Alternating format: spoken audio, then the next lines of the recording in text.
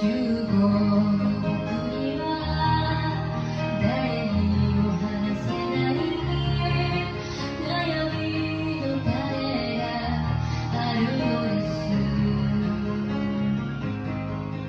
未来の自分に当てて書く手紙ならきっと素直に打ち明けられるだろう。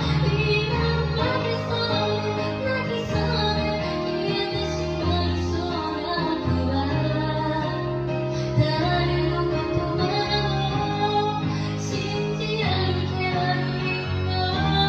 きっと映しかない子供なら何度もバラバラに割れて苦しい中で今を生きている。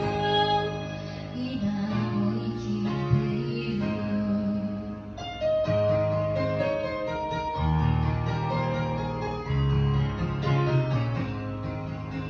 背景ありがとう。